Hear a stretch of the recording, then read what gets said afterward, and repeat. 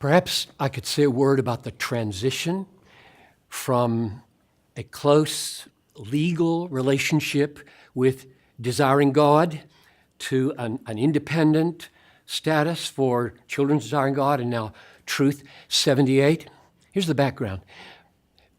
I worked together with David and Sally Michael with tremendous joy and fruitfulness, I think, for 30 years or so, and that's where I would describe the birth of Truth 78. And then it came into adolescence, and the adolescence, I would say, was a covering under desiring God so that it was kind of a legal subsidiary. And then there comes adulthood. I have this picture in my mind because I have a daughter who's now 21 and she's going to graduate in just a few weeks from college, and she just got her first internship 1,000 miles away. And I thought, whoa, this is new. This is big, because here now she's off on her own. And that's the way I see Truth 78. There was birth, there was adolescence, and now we're on our own. And here's the reason.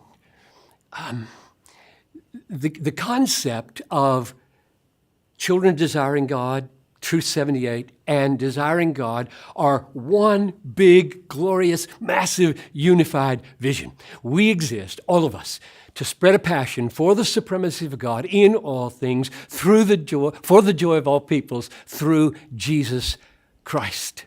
But under that unified banner with theological harmony, there are unique callings. So there's the calling of Truth 78 to be a developer of curriculum across an age range and a servicing of churches and all that goes into relationships with parents and helping people grasp what all that involves in the life of a church.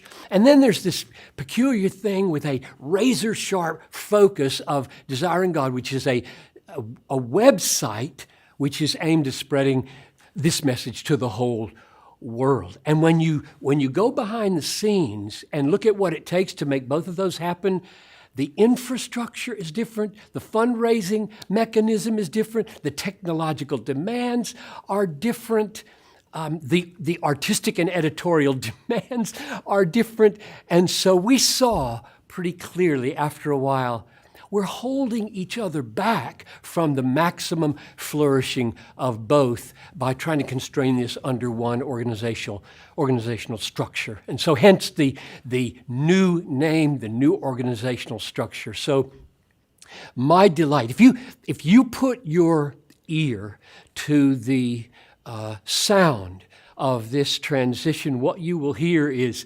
mutual cheering on both sides for the joy and the hope of what is going to come of these two ministries. When I heard the new name, Truth 78, from Children Desiring God, it filled me with memory and it filled me with hope and joy. Let me try to explain why that is. David and Sally Michael, who are significantly behind this curriculum, worked with me for 30 years, and it was through their ministry that I first discovered the phenomenal "so that" in verse 7 of Psalm 78, and that's where the 78 comes from, Truth 78, Psalm 78. Those verses go something like this. God has appointed a testimony in Israel and a law for Jacob, so that they might be taught to the next generation who will be raised up to tell their children, so that they will put their hope in the Lord. And I had never noticed this, so that they will put their hope in the Lord. And we had a big sign on our church called Hope in God. That was what I was about. And so when the connection between truth and hope happened in that, so that I thought, oh, this is good. This is a really good combination. And here's the reason. It's not as though Psalm 78, verse 7, is an isolated statement about the connection between the law of God and hope in God.